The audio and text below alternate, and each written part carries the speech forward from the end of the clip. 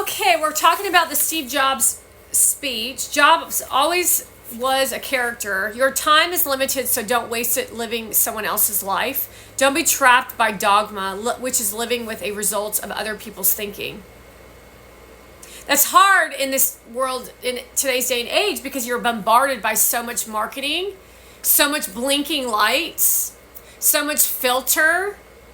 And we are in an advanced stage of working with computers, and you're not fast enough to catch up to what I know how to do.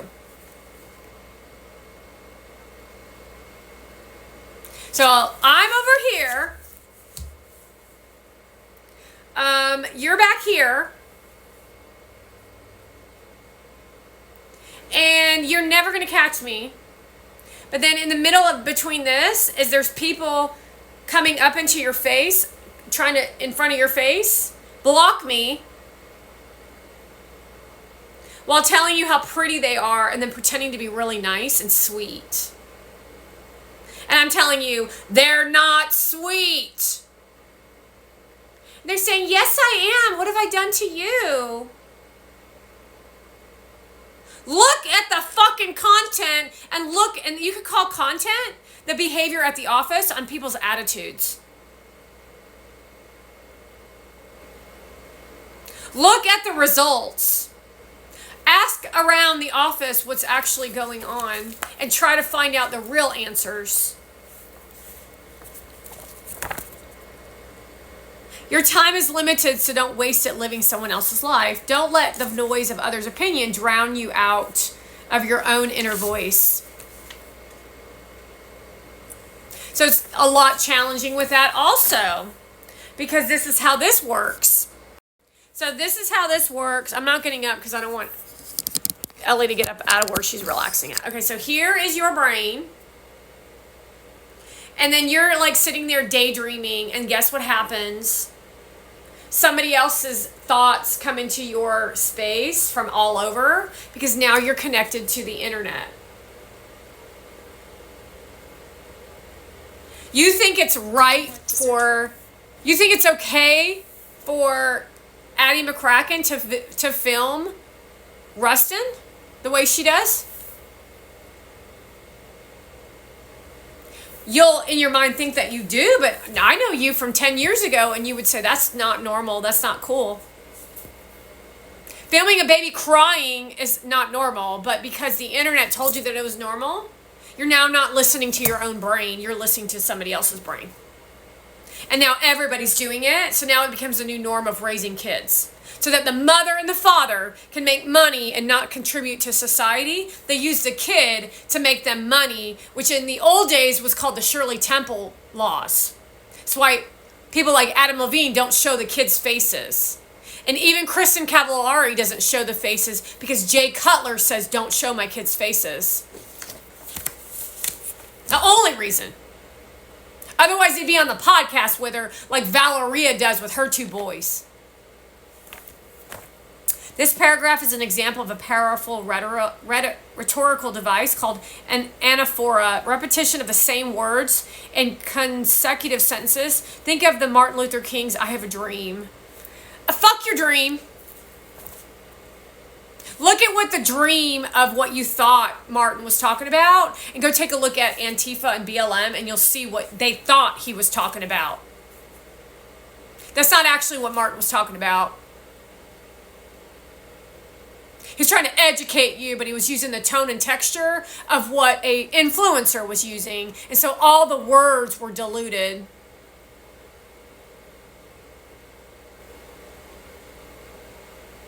And then you replaced Martin with George Floyd. George Floyd was a fucking criminal. How stupid are you? There you go again. Letting the noise of others' opinions drown out your own inner voice, where Pelosi gets on her fucking knees and begs for forgiveness. That is setting an example for millions of people that she did something wrong. What exactly did you do? What the fuck?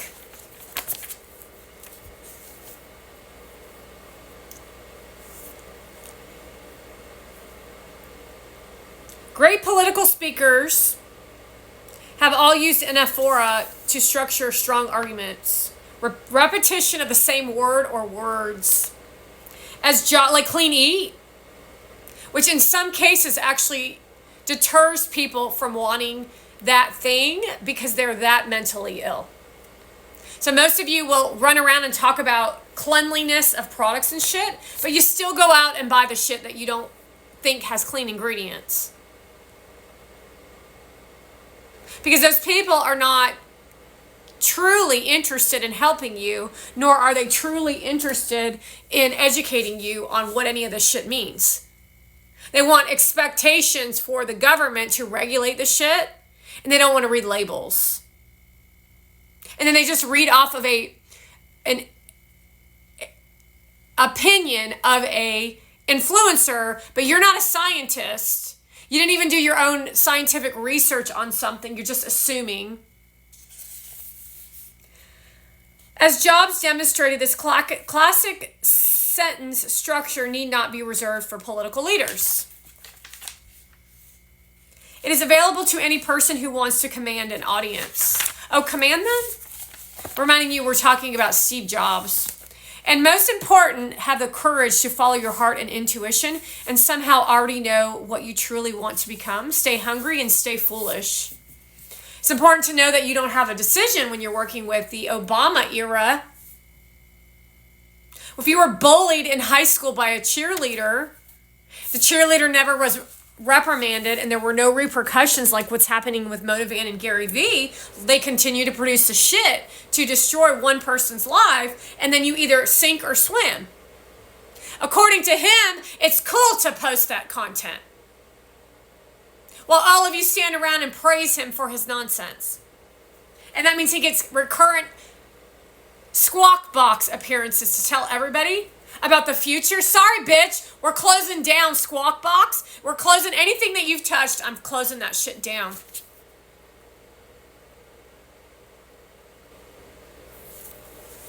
You should be afraid. You should be extremely fucking afraid because you think that everything's based off word of mouth, but you don't know how the business works with energy. That's how we won the election.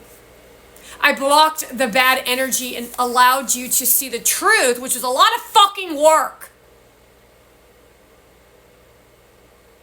Do you understand, for me to block the evil so that you can see the truth, and you still will not stand up for yourself? You run around like giggly fucking fools, smiling and waving and being nice to rude ass fucking people like that's gonna make a difference.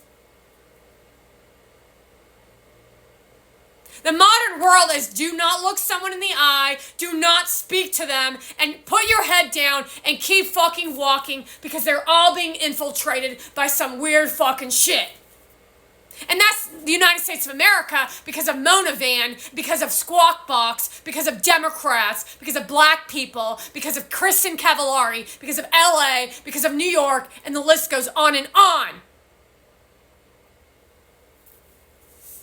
While you all just say, why are you talking like that? Go fuck yourself.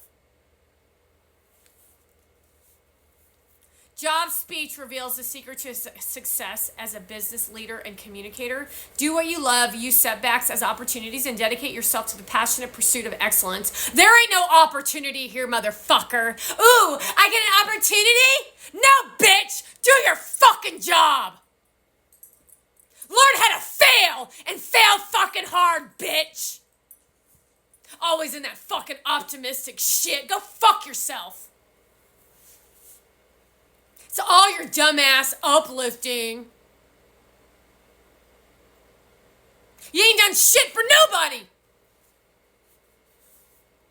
Whether it's designing a new computer, introducing new gadgets, or running Apple, overseeing Pixar, or giving a presentation, Jobs believed in his life's work. This is the last and most important lesson Jobs can teach. The power of believing in yourself and your story. Jobs followed his heart his whole life. Follow yours and captivate your audience. Well, guess what, bitch? I did the same shit my whole fucking life. And look who's standing next to fucking piece of shit, Gary Vee. Go fuck yourself, you ugly fuck.